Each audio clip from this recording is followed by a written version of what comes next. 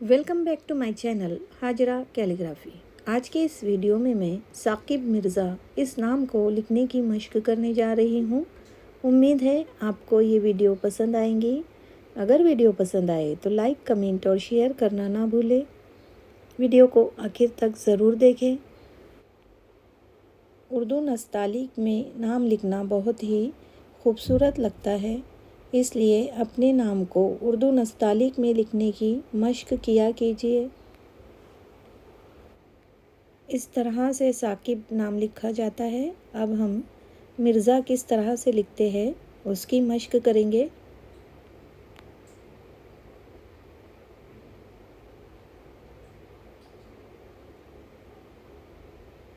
Thank you for watching my video.